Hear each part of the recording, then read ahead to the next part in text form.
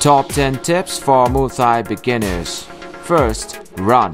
Just straight up running has been the most effective exercise routine to improve overall performance. Running will power up your endurance and stamina, and you will see results within a short period of time. The best routine is to incorporate both long-distance running with sprint interval training. The tip is to go for a running track as the impact on the knees is lower. Alternatively, swimming or stationary bike cycling are kinder on the knees but still effective towards building stamina too. If there is still some time leading up to your first Muay Thai class, a couple of weeks of running can build up a reasonable level of fitness.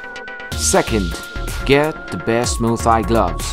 Just so you know, the best gloves aren't necessarily the most expensive ones. In my opinion, the best glove should offer you protection for your hands with adequate padding, firm wrist support, comfortable fit without being too close or overly snug, and a design that pleases your eyes. Not forgetting a price tag that fits your budget. Go with gloves from the Thai brands, for example Fairtex, Twins, Top King, and you're all set for action.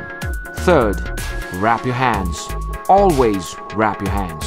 Wrist injuries are common among Muay Thai and boxing beginners because the soft bones and tendons of the hands take time to be conditioned. One of my early wrist sprains took an entire month for it to be fully recovered because I wasn't punching correctly and I did not pay much attention to wrapping my hands. Hand wraps are your first and most important line of defense against hand and wrist injuries, so don't scrimp on it. Learn to hand wrap by watching instructional videos. 4. Work on your form. Focus on your form and technique, not power and speed. Many people start out over-enthusiastically with their fists or fury and end up with hand or wrist injuries. Instead, start with light punches, especially at the heavy bag, and then slowly build up speed and power. Make a fist firmly and land your punches correctly with maximum contact on your first 2 knuckles. Also, make sure your wrists are straight and not bending at awkward angles. The same goes with kicks. No beginner is spared from shin bruises and swelling feet. The key to the roundhouse kick is to twist your hip adequately and connect with the right part of your shin.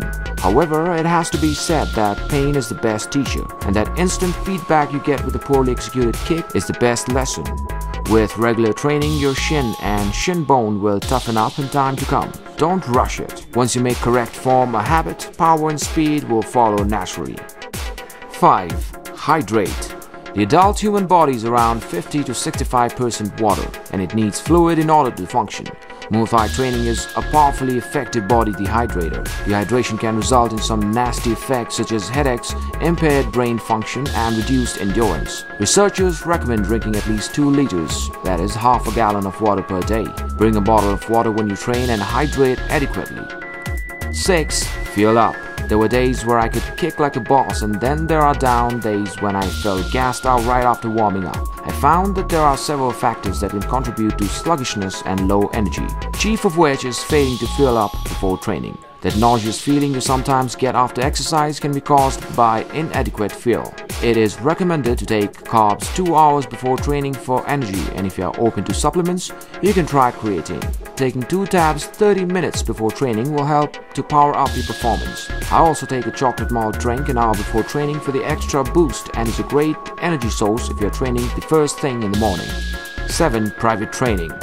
Get private lessons to make sure your techniques are correct. Realistically, it is difficult for the instructor to focus on every single person in a group setting. That extra attention with a one-on-one is an invaluable way to make sure you're doing everything correctly. Sure, it's a bit more pricey, but just a session or 2 can make a huge difference. 8. Ask. Don't be afraid to ask for help from your gym mates. I sometimes try to offer tips to beginners when I see them having trouble, especially with their kicks. At the same time, unsolicited advice puts some people off, so unless you ask, many people will just keep to themselves and watch you wince when you smash your shin bone against the heavy bag. If you're experiencing pain from kicking or having difficulty with the techniques, asking your gym mates or instructors will definitely help you to overcome the challenges. 9. Naman Moy. This is a miracle oil. Rub this before training to warm up your muscles. Rub this after training to soothe your muscle aches. Rub this on your bruises. Rub this on your legs before you go for a run. But take care to not rub this on your more sensitive parts. Use it long enough and the scent will perk you right up on days when you feel sluggish and languid. 10. Rest. Get sufficient rest and avoid overtraining. Insufficient rest and overtraining can lead to more or severe injuries. If you have a bad shin bruise, skip the kicking to avoid incurring impact on it that can aggravate the injury. Instead, you can focus on boxing and upper limb training while you heal. Adequate sleep is also vital for muscle recovery. In fact, muscles grow not when you train but rather when you rest. If you aren't resting enough, it's hard to get stronger. There is a Chinese saying, to rest is to prepare for a longer journey ahead. Listen to your body and take a break from training when it needs it.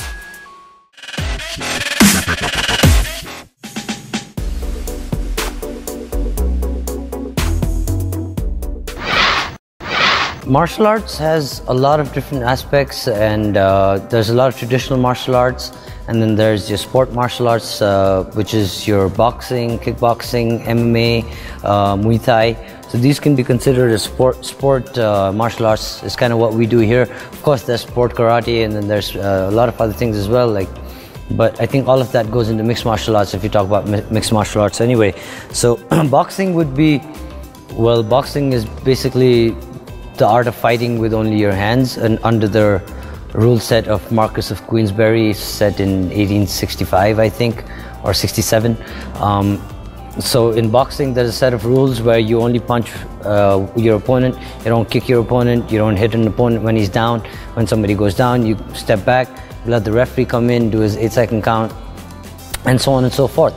In boxing, the clinch is very limited, and like I said, it's an agreement to fight with only your fists, and only swing your fists in a certain manner. So there's no swinging it back and spinning around and jumping and punching and that. And that's the sport of boxing. In kickboxing, you're allowed to kick. You have, like, if you look at K1 Rules, which is probably the most famous kickboxing organization in the world has ever seen so far. Well, now we have Glory, but Glory's kind of just taken the same rule set that K1 had, almost. So in K1 Rules, the clinch is very limited. Clinch is when you grab your opponent by the back of his neck and you start throwing knees or elbows. But in K1 Rules, kickboxing rules, you're not allowed to throw elbows. Your knee is limited to one knee per clinch, or one technique per clinch. You don't get points for sweeping.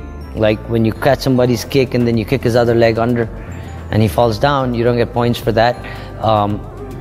So yes, that kickboxing would be a wider version of boxing, like where you include kicks and certain knees. And then Muay Thai is when you take kickboxing and boxing and you add another level of weapons to it. Because I wouldn't say another level of martial arts, because all martial arts need to be given the equal amount of respect. I would never say that boxing is not as good as kickboxing, is not as good as Muay Thai, is not as good as... No. Each sport, each discipline is good, not just good, is great in its own way. But in terms of weapons, in Muay Thai we have 8 weapons. Like I said, we've got 2 fists, 2 elbows, 2 knees, and 2 shins. In Muay Thai, we don't have a limit on how long you can clinch, how many knees you can throw. You can throw elbows, you get points for sweeping.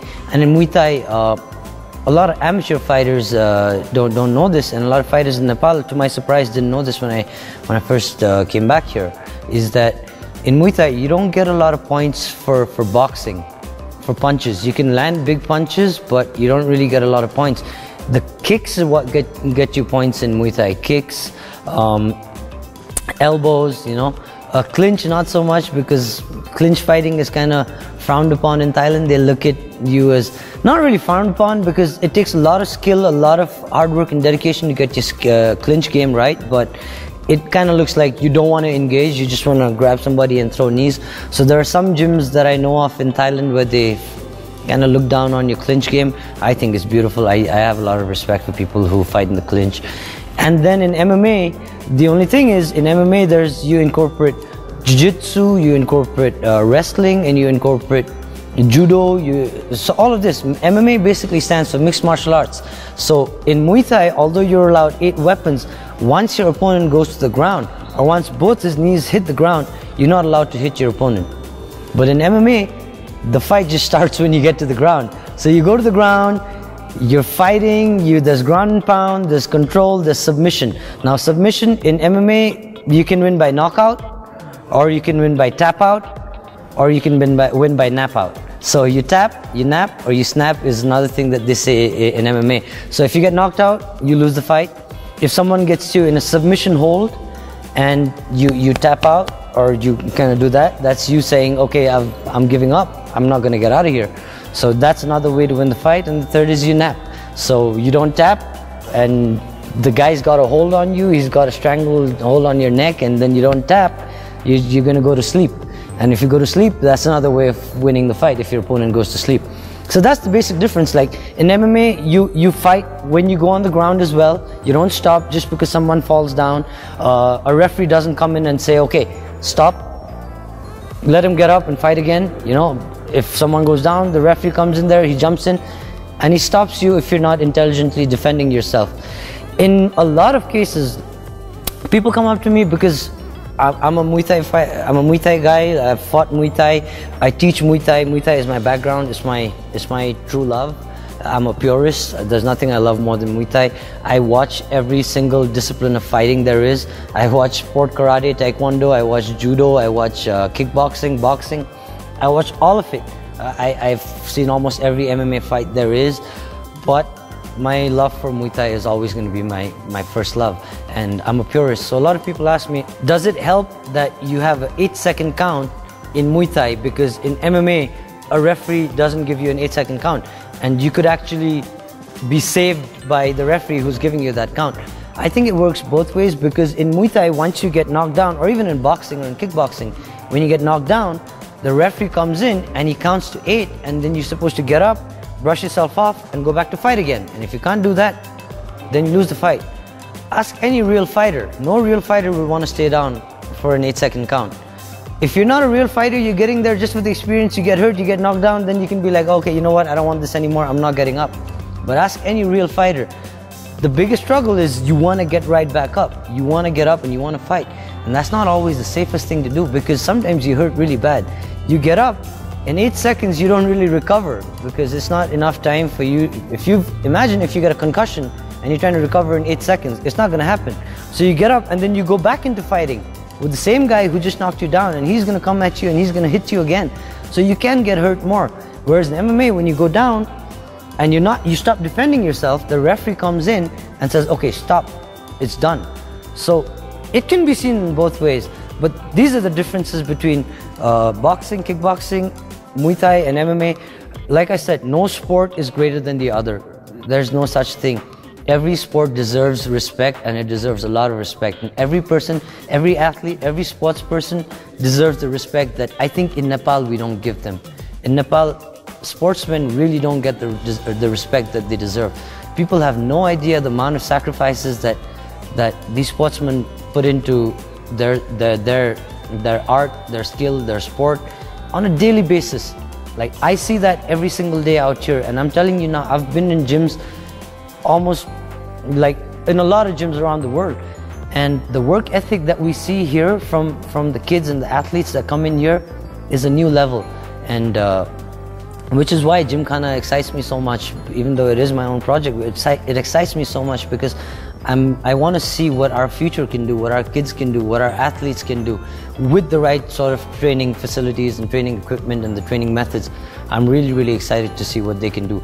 We've got boxers in our gym, we've got kickboxers. Well, what we have are stand-up fighters. So we've got boxers and then we've got Muay Thai fighters. The thing about a Muay Thai fighter is he can fight both kickboxing and Muay Thai rules, because all you got to do is not throw elbows. And it is a difficult transition. It's not the easiest thing, but I'm sure that our boys out here who train with us are more than capable of going out and fighting kickboxing and Muay Thai rules. The rule set doesn't matter to us. We're there to fight, and our boys will fight any rule. So, like I said, those are the basic differences. I think the biggest difference you can see is between boxing and MMA, because the difference between Muay Thai and kickboxing is not so much, other than a few weapons and a few point and scoring system. But the difference between stand-up fighting and mixed martial arts is huge. As of right now, we teach boxing, we teach Muay Thai, we teach kickboxing. We're looking at starting MMA very, very, very soon. We've got some guest trainers who are champions in Europe coming in to teach us, to do a few seminars with us very soon. And we'll also be starting our own MMA program. We have beginners grappling or beginners jiu-jitsu, but we don't have an MMA class as such as of right now. But anybody who knows Gym Khana knows that we don't keep whatever we don't have. We go and get pretty soon. So we're looking forward to having our MMA classes starting here very soon. One of the most important things when you're doing fighting, when you're training for Muay Thai, when you're training for boxing, is who's holding pads for you. You know, because bag work, shadow boxing, you can get that off YouTube. Like a lot of you people already know. But pads, you don't get that through YouTube. You got to go to a real Muay Thai gym, real boxing gym. That's where they teach you pads. We got one of our killers, Karan. He's one of our prospects for Gym Khana. This guy, watch out, he's gonna be champion in a few years. So he's been training with us for what, 2 months? 2 months now. Wants to be a Muay Thai fighter, and I think he's well on his way. And so are the rest of the Nepali athletes coming up, you know. For too long we've been told that you can't do something because you're Nepali. I think it's time we prove to the whole world that we can do anything because we're Nepali.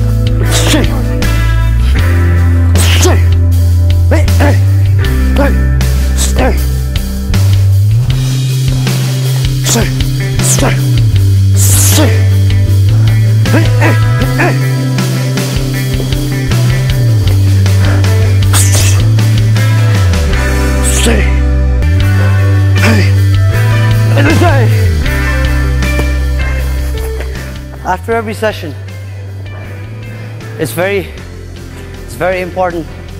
If you want to be a fighter, it's very important to visualize the win. If you don't see it here, it's not gonna happen in here. So the mindset is everything, man. Like, this isn't for the weak, you know.